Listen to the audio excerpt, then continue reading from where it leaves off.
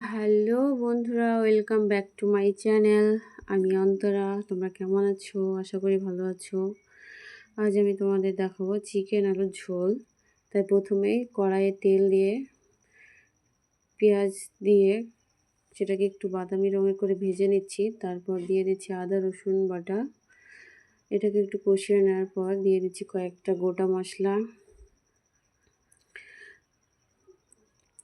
গোটা মশলার পর দিয়ে দিচ্ছি 1 চা চামচ হলুদ গুঁড়ো, 1 চা চামচ লঙ্কা গুঁড়ো, দিয়ে দিচ্ছি স্বাদ মতো লবণ।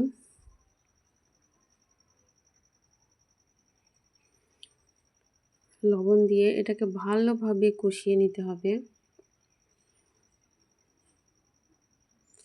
ভালোভাবে কষানোর পরে দিয়ে দিচ্ছি আগে থেকে কেটে রাখা কয়েক টুকরো আলু। আলুগুলো মোটা মোটা করে কাটা আছে, পরিষ্কার করে ধুয়ে নিয়েছি।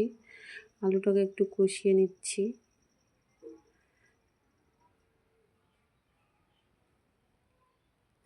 আলুটাকে কষিয়ে নেওয়ার পর দিয়ে দিচ্ছি আগে থেকে ধুয়ে রাখা মাংসগুলো।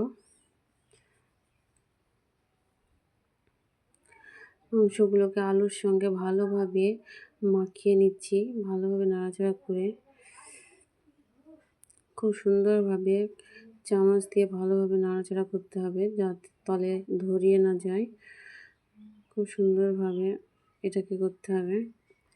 তারপর দিয়ে দিচ্ছি হালকা পরিমাণ জল দিয়ে একটা ঢাকনা দিয়ে ভালোভাবে ঢাকা দিয়ে রাখছি 10 মিনিটের মতো।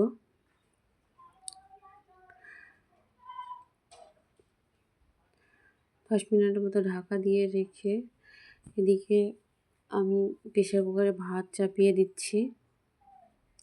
এই যে এবার ঢাকনাটা খুলে 10 মিনিট পরে দেখো মাংসটা কেমন কষা কষা হয়ে গেছে।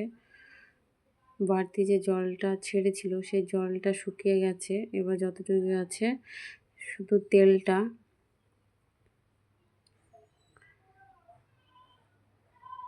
দেখো তোমরা।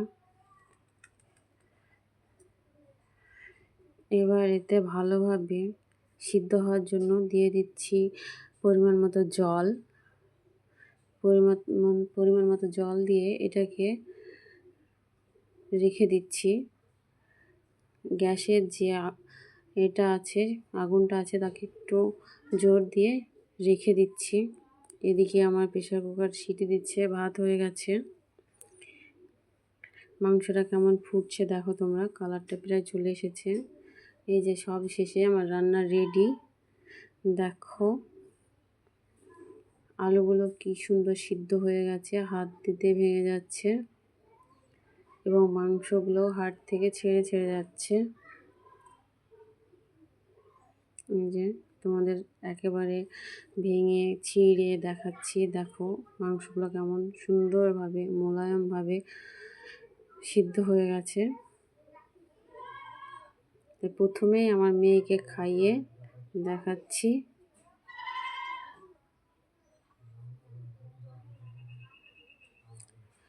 আজকের মতো এখানে বাই, দেখা হবে নেক্সট ভিডিওতে।